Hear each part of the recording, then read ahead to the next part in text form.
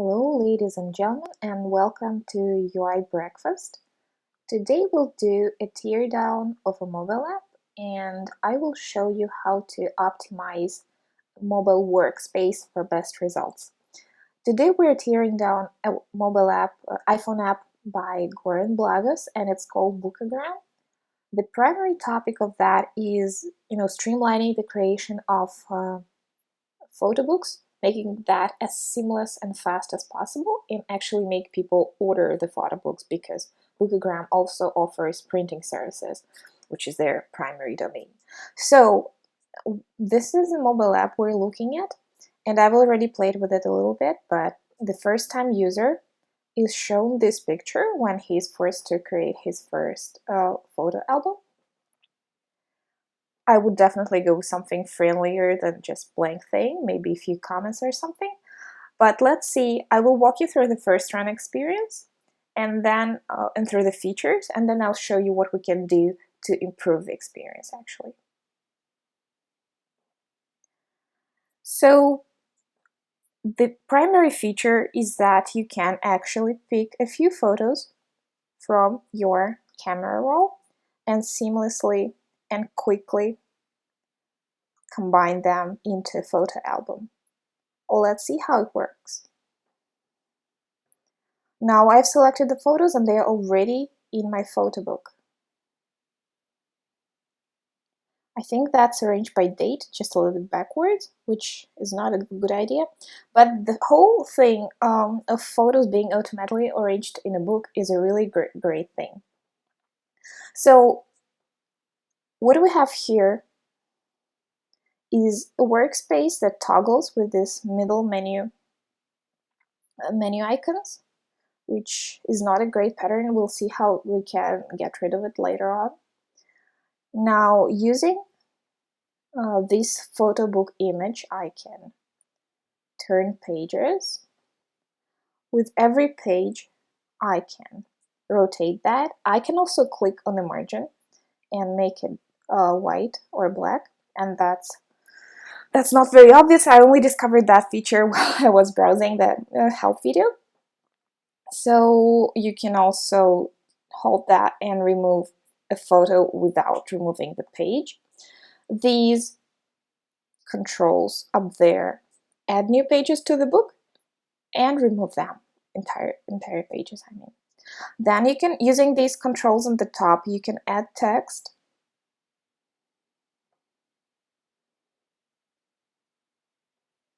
Align it as you wish. What else can you do? You can ask for help here in the top left corner, watching videos, which are pretty good. And then if we toggle down, we can actually jump to the actual workspace. And what we have here is a magical button, which I don't like very much. It allows us to insert unused photos or remove all photos from the book. I don't think these actions require a wizard type thing, because if what you do by default is add all your pictures to the book, the only action you'll get here is remove all photos from the book, and that's not something you want to have the wizard icon for, definitely. So what we have here is a nice workspace. Let's now see how we can improve it to provide better user experience. So one thing I want to get rid of is the middle toggle that switches one experience from the other. And definitely the way to work in this app is to see the book layout and your selected photos at once, so that you can control them and use that thing, something like that. Let me remove this one. And use this control. I would also probably appreciate if someone told me if I'm using a photo twice. So probably instead of the check mark, a good idea would be to show one or two number of uses, maybe a double check mark or something. But in order to optimize this screen, we need to figure out which controls are important to us and frequently used and which are not, and try to combine some of them in menus or something like that. So let's see what we have here. On top we have a pagination control, which is, pages 8, 9 of 24. On the bottom we have the carousel type pagination. These is definitely duplicating each other. I would opt for a single one, and probably numerals work better than carousel type. So it's a good idea just to put a single line on the bottom saying page 8 or 9 of 24. Now these controls, plus and minus, can be pretty confusing because these they look like typical page swapping controls, while in fact they're adding and removing pages. I would say that the process of removing pages is not the most frequent one for sure, and the process of adding pages can be definitely streamlined. If you reach the end of the book, you can just say add new page. You can just place a big plus sign on the right hand side so that it's more intuitive in the most natural use case when you run out of pages. And for all the other cases when we need to add a page in the middle of the book, for example, we can use a text menu. So what I'm working on here is to hide the not very frequently used controls like removing pages and adding text into text menus relevant to each side of the page. So what will end up as a result will be a layout like that, just instead of these weird icons in the middle, we're gonna get simple menu icons. Each of them will trigger a text menu, context menu for each page, essentially, saying add text, add page, remove page, change background color, and remove photo maybe. So all potential actions that you can do with your gestures inside the app should be duplicated inside the text menu. That's a very important thing because intuitive gestures are great, but they're not sometimes easy to discover, and you don't want your users to be left wondering how they can do things.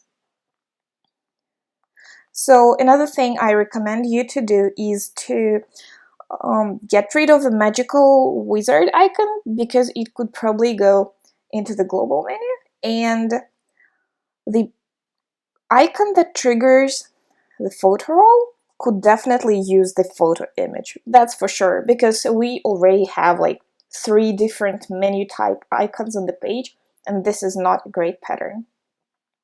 I would also think that the help menu right here is probably a little redundant. Instead, I would think that that the help menu could go somewhere around here when you have your information and this little gift thing. So help can go there. I know that that the mobile layouts frequently, just tag things into the corners, and that's not a good thing. For example, in this situation, I would prefer a row of 3 icons, maybe information, the gift thing, which is a summer sale, the gift thing, and the help thing in a row, because controls look way better when they're grouped as opposed to when they're tucked in different corners. So let's go back to the book. So the improved workspace would look like that.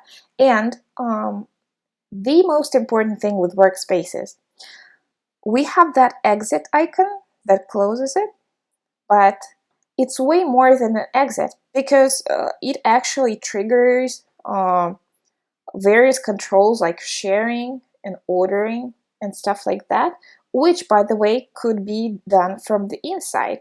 So one thing we need to do for sure is to replace that exit icon with something like done, which implies more meaning. The other thing, you can introduce a menu right here, which would have all these controls available from inside the project. For example, you could See, I keep hitting that info.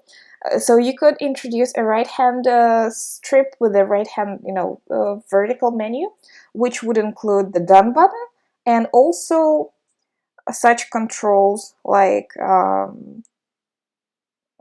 Share, Order, and maybe another menu with a trash, or another menu with 3 dots that would bring up like a few text options like Remove Project and something like that. So with workspaces, it's incredibly important to show how exactly you exit the workspace and what exactly would happen when you do that. Because entering a workspace is pretty trivial most times, but exiting it, saving results, should be super obvious. So I think this is it for Goran, how he can improve his app. I'm really looking forward to see how it goes out for him, and just to give him some credit, the whole idea of effortlessly creating albums is really awesome, because you do want to make people actually finalize that task. And if you go into small details, small tweaks, they will probably never get that done. So thank you for your brevity, Goran. Thank you for showing us your app, and I hope the user experience improvements work out well for you. For the practicum session, let's have a look how we can actually redesign that workspace to be simpler and more usable. In the article, you can see what the actual steps would be for you to redesign your own app. First, we list all the controls and figure out which of them are critical to the workflow and which of them are used not that frequently. In our case, adding and removing pages would be not used frequently, with the only exception of the Add New Page in the end of the book, which we intuitively try to embed into natural workflow. So we make sure that the most important features have prominent controls, like we redesigned the icon for adding photos to make sure it matches the actual photo device. And we packed up remaining features into a simple context menu. Smart gestures are fine, but make sure they're duplicated in the menu like we're doing here. Don't assume everyone knows about them. And also make sure there is an obvious way to exit the workspace, like here we have an obvious Done button, and make it transparent to the user what will happen to the work when they exit. In iPhone apps, Done automatically means save and exit, so it's a safe assumption to use such button in this case. So this way we're observing a way more attractive and usable app with just a few optimization steps. Hope it was useful for you, and thanks for watching.